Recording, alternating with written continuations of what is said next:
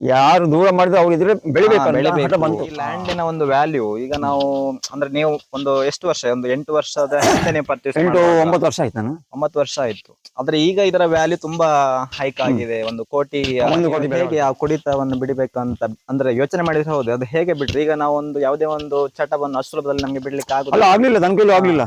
ನನ್ ಕೈಲೂ ಕಂಟ್ರೋಲ್ ಮಾಡಕ್ ಆಗ್ಲಿಲ್ಲ. ಎಷ್ಟೆಲ್ಲ ಕೆಲವರೆಲ್ಲ ಏನೆಲ್ಲ ಹೇಳಿದ್ರು, ಅಲ್ಲಿ ಹೋಗಿ ಮೆಡಿಸಿನ್ ಮಾಡಿ, ಇಲ್ಲಿ ಮೆಡಿಸಿನ್ ಮಾಡಿ ಅಂದ್ರೆ ಸುಮಾರೆಲ್ಲ ಮೆಡಿಸಿನ್ ಮಾಡುದು, ಎಲ್ಲೆಲ್ಲ ಹೋಗಿ ಮೆಡಿಸಿನ್ ಮಾಡುದು, ಅದ್ರ ಆಗ್ಲಿಲ್ಲ. ಲಾಸ್ಟಿಗೆ ಬಾಳಿಗದಲ್ಲಿ ಮೆಡಿಸಿನ್ ಮಾಡುವ ಹಾಸ್ಪಿಟಲ್ ಅಲ್ಲಿ ಉಡುಪಿಯಲ್ಲಿ ಅಲ್ಲಿ ಮೆಡಿಸಿನ್ ತಗೊಂಡೆ. ಎಷ್ಟೇ ಮೆಡಿಸಿನ್ ತಗೊಂಡ್ರು ನಮ್ಮ ಮನಸ್ಸು ಸರಿ ಬೇಕು. ಅದು ಹೌದು, ಮನಸ್ಸು ಸರಿ ಇಲ್ಲದಿದ್ರೆ ಮೆಡಿಸಿನ್ ತಾಗಲ್ಲ. ಬಟ್ ಅಲ್ಲಿಗೆ ಆ ಟೈಮ್ ಬಂದಿತ್ತು, ಮೆಡಿಸಿನ್ಗೂ ಆಯ್ತು, ಮನಸ್ಸು ಸರಿ ಆಯ್ತು. ಅಲ್ಲಿ ಬಿಟ್ಟು ಇವತ್ತಿಗೂ ತಿರುಗಿ ನೋಡಿಲ್ಲ ನಾನು. ಸುಮಾರು ಒಂದು 15ರಿಂದ 20 ವರ್ಷದ ಹಿಂದೆ ನೀವು ಒಂದು 18 ವರ್ಷ ಅಲ್ಲ 19 ವರ್ಷ ಮೇಲೆ ಆಯ್ತು ಈಗ ನಾನು ಬಿಟ್ಟು. ಅವತ್ತಿಂದ ಇವತ್ತು ತಿರುಗಿ ನೋಡಿಲ್ಲ ನಾನು ಯಾವ್ದು. ಅಂದ್ರೆ ನಿಮ್ಗೆ ಈಗ ಒಮ್ಮೆ ನೀವು ಬಿಟ್ಟ ಮೇಲೆ ಮತ್ತೆ ಅದು ಕುಡಿಬೇಕು ಅಂತ ಅನಿಸ್ಲೇ ಇಲ್ಲ? ಇಲ್ಲ.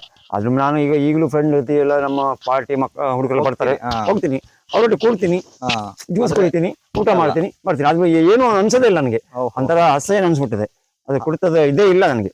ಅದೇ ನೀವು ಒಮ್ಮೆ ಈಗ ಕುಡಿತ ಬಿಟ್ಟಾದ್ಮೇಲೆ ಮತ್ತೆ ನೀವು ಯೋಚನೆ ಮಾಡಿ ಸ್ಟಾರ್ಟ್ ಮಾಡಿದ್ರಿ ಏನ್ ಮಾಡ್ಬೋದು ನಿಮ್ಮ ಬದುಕಲ್ಲಿ, ಲೈಫಲ್ಲಿ ಏನಾದ್ರೂ ಒಂದು ಸಾಧನೆ ಮಾಡ್ಬೇಕು, ಒಂದೊಂದು ಹಠ ಅಂತು. ಸಾಧನೆ ಮಾಡ್ಬೇಕು, ಏನಾದ್ರು ಮಾಡ್ಬೇಕಲ್ಲ ಅಂತ ಎಲ್ಲರಿಗೂ ಚೀಟಿ ಅನ್ಸ್ಕೊಂಡಿತ್ತು ನಾನು ಬಾರಿ.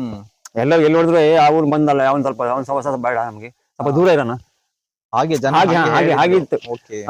ಅವ್ನ್ ಸವಸನೆ ಬೇಡ ನಮ್ಗೆ. ಸಂಬಂಧಿಕರೇ ಸಂಬಂಧಿಕರು ಬೈಕಿದ್ರೆ ಲಾಸ್ಟಿಗೆ ಹೆಂಡತಿ ಸತ ನಾನು ಬರಲು ಕೇಳಲಿಲ್ಲ. ಅಷ್ಟು ಬ್ಯಾಡ್ ಆಗ್ಬಿಟ್ಟಿದೆ ನಾನು. ಆದ್ರೆ ಏನಾದ್ರು ಮಾಡ್ಬೇಕಲ್ಲ, ಸಾಧನೆ ಮಾಡ್ಬೇಕಲ್ಲ ಅಂತ. ಈಗ ಎಲ್ರಿಗೂ ಕೂಡ ನೀವು ಒಂದು ಸಾಧನೆ ಮಾಡಿ ತೋರಿಸ್ಬೇಕು ಅನ್ನೋ ಒಂದು ನಿಮ್ಮ ಸ್ಥಿತಿಗೆ ಬಂದ್ರಿ.